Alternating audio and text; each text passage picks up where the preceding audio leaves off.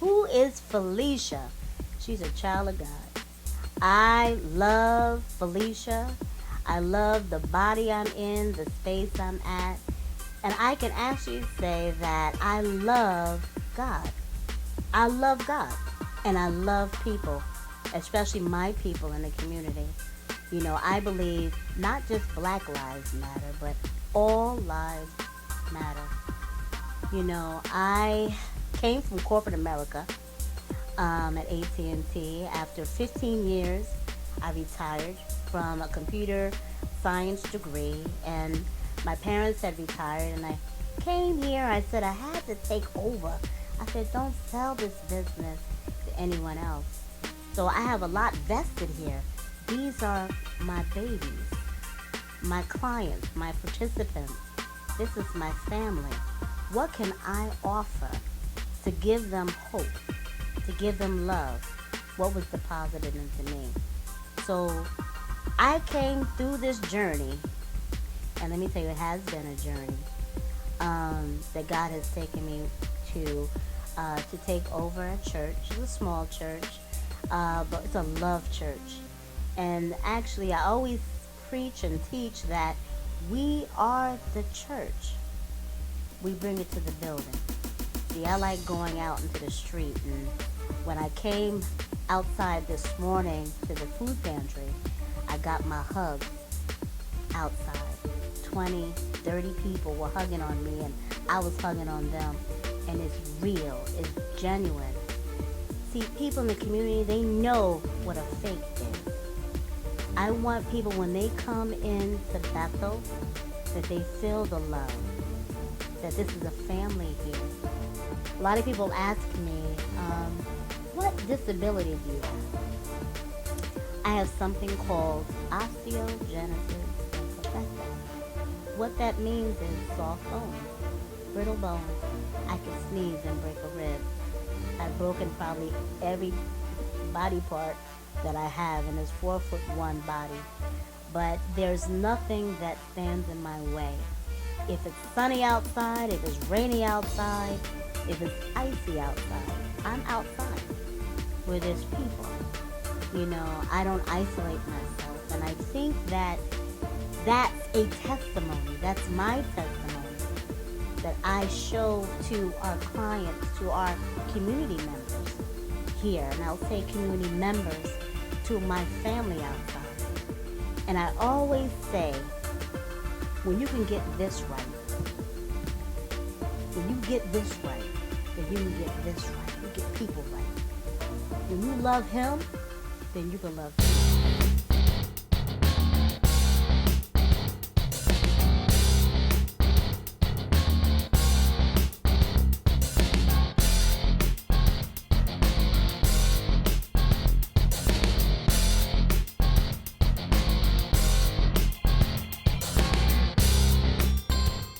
Well, actually, my daughter was in a situation with her car, and she had to come here for community service. And I used to bring her here while she did the community service here. I would bring her and pick her up, and they would come. They would have service on Sunday, and once or twice I came in. And then because I wasn't going to the church that I was at, I wasn't going because I wasn't too pleased with it. I was looking for another church home. And then after coming here, bringing her, I found a church around the corner. And I started going there, but I always know, that this little church was here. Every once in a while, I would pop in, sit for a few minutes here, hear a word from God, always listen for that word. And sometimes I would leave out before, which I know I shouldn't have, but I did. But just to hear that word, that encouraging word, because I know where God brought me from and what he's done for me. And I never let it ease my mind. And every chance I get to tell somebody that's discouraged, I just try to tell them, if he did it for me, he could do it for you, or either do more for you. Whatever's in his will for you, he'll do it.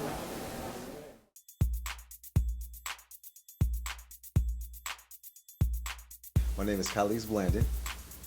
I'm the behavioral tech, and I also run groups, also do didactic lectures, and I also do the detox, run the detox.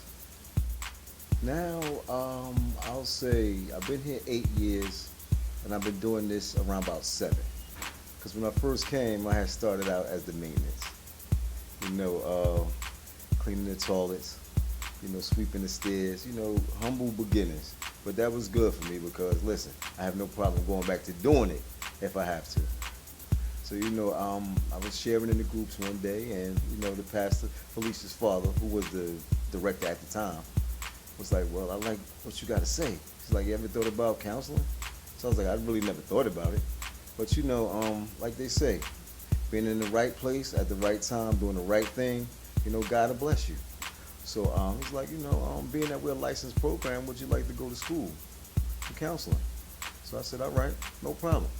Because, if I had to do another backbreaking job, I would have. But, I kind of, like the counseling thing. So, when it's helping people, I always help people back in the day, but now I can help them in a capacity to where, it makes me feel good, by doing God's work, and, it gets them better. So, that's where I'm at now.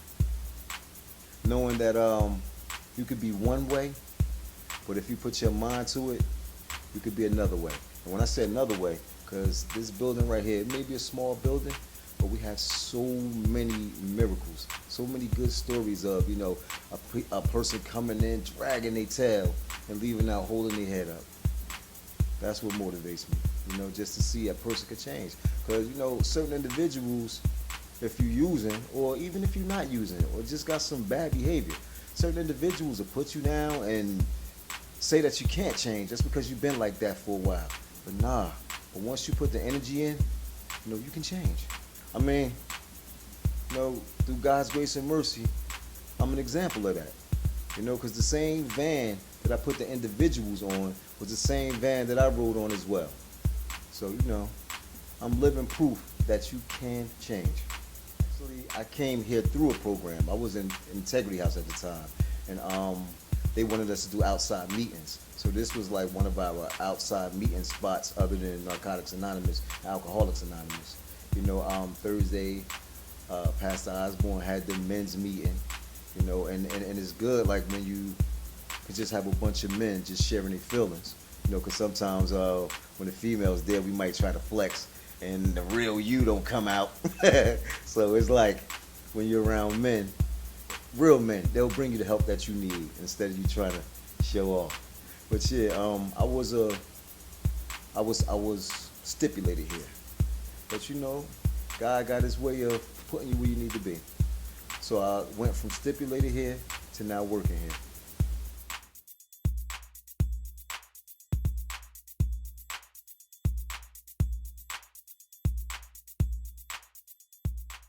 My story as the executive director here at Bethel Counseling Services and the church at Bethel Worldwide Love and Resource Outreach Ministry. We want to be a resource for those who are down and out, who don't have food, feed families, rebuild family structure, teaching, we're getting ready to, I'm excited. We're getting ready to open up our second location in Jersey City. I'm so excited. I'm going to Trenton on Monday, and it's turnkey. And I have a team of staff of credentialed people. They're ready to start working, and until we get that up and running, they're bringing the clients here. With this new place, they have 3 vans, and they're shipping them here, and we're having them, we're feeding them the knowledge and focusing on keeping them clean. Send them to detox. We send people to detox as well as counseling. They want to stay here, and I say this is just the home base. This is the home base, and I tell them, you just stay connected. You know, my father used to walk around with an extension cord in his back pocket. And people stop. People think something was wrong with him. Why is he walking around with an extension cord? He said, because I know you have to stay connected.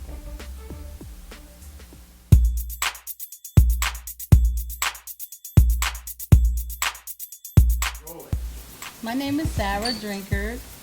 I've been working here with Bethel for since April of last year. I cook for the programs that we have here.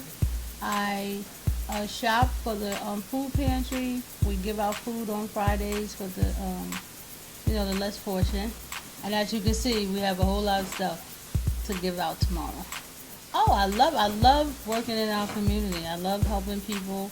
I love the smiles that we put on their faces.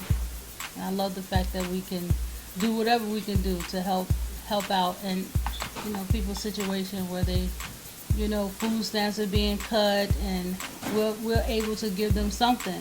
If it's not everything that they need, but it's something that they can use in their pantry. I like working in the community.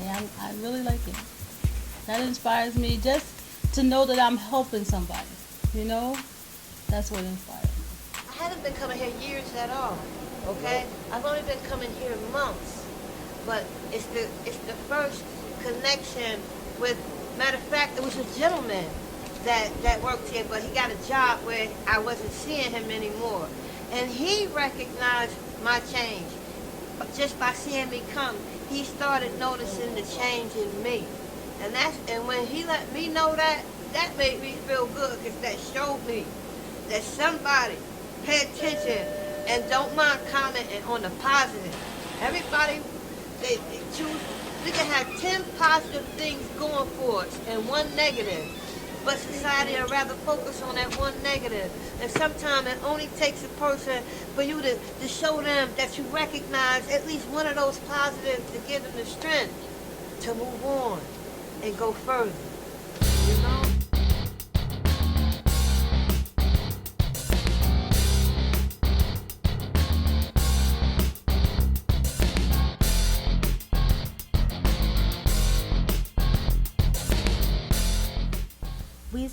My parents started about 13 years ago. But if I even go back even further than that, it started years even before that. They got licensed about 12, 13 years ago. Time goes by so fast. And then after that, they've really made such sacrifices that I didn't realize that they were doing such things until I took over as executive director, going to state meetings to see all the great work and hearing all the great things that my parents have done, and that how people are so grateful. I don't know if people know about being grateful to get your life back. We take things for granted, but to have your life back, to have a job back, have your family back, have your finances back. And God says in Joel 2:25, that's what he says, he will restore all the years that the cankerworm has taken away. How I understand is he will give back all the years that you lost and restore that back to you if you put him first.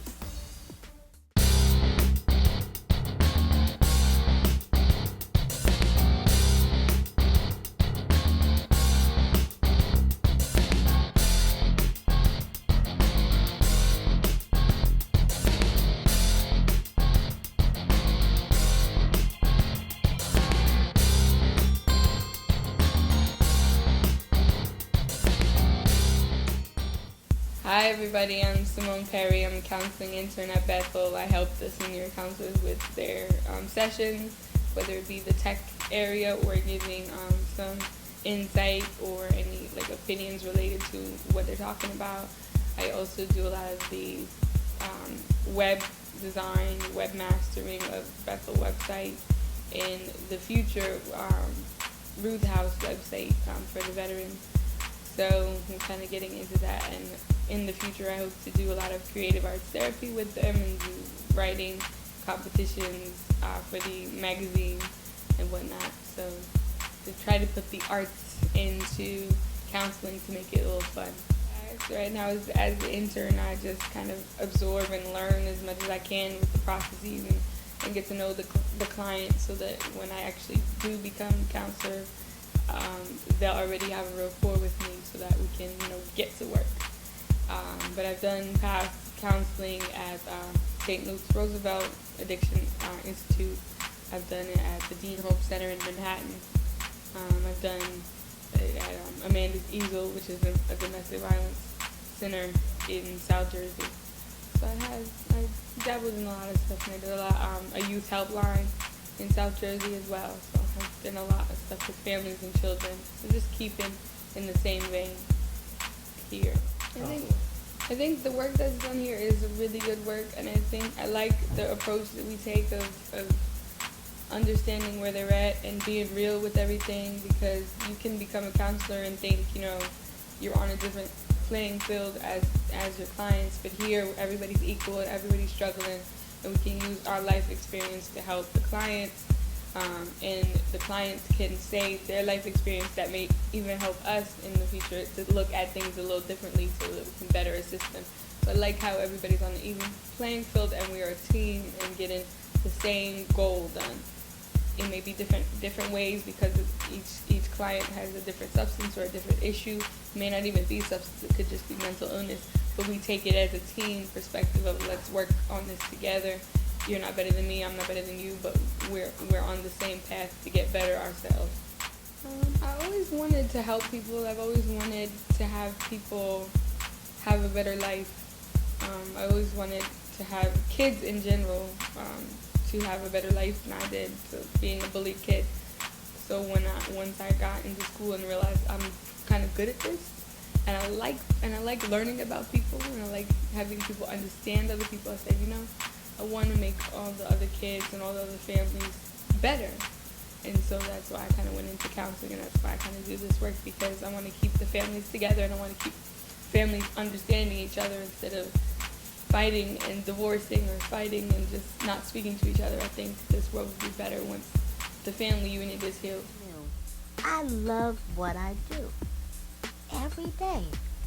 I do this for nothing, and I would do it for nothing. To put a smile, to feed a family, to give a hug to someone. And not everybody smells great, or I'll hug them anyway. Like they used to say, my father will hug a rattlesnake. And I say, I never. I would never say never. Because you could be that rattlesnake.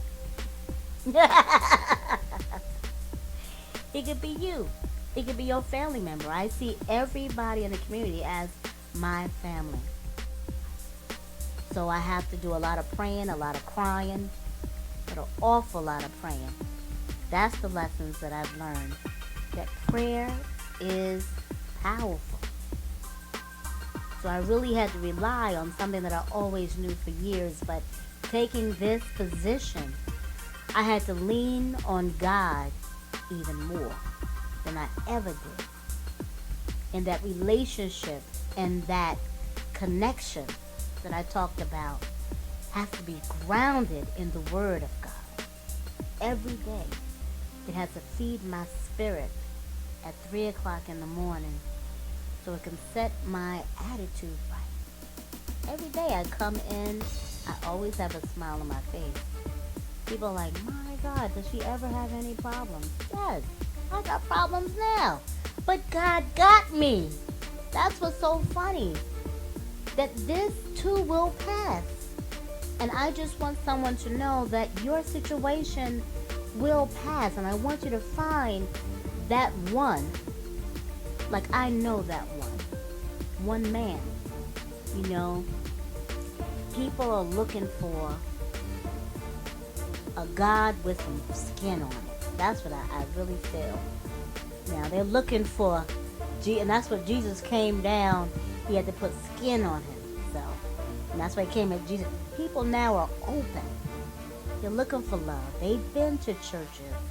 They've been to every church. They can quote every scripture in the Bible, but they need God to come and fix a situation in their household. I've been taking phone calls all morning. The detox beds that their brothers and their husbands, and I'm telling them to come because we have a van that picks them up. To come, just come. How many people are hungry? Just come. I'm so glad that there's a Bethel. I thank God that there's a Bethel here. I thank God for those two individuals in Delray Beach that put this place in place and left me. Wow. And so I know they're praying for me. And I pray every day. Thank you.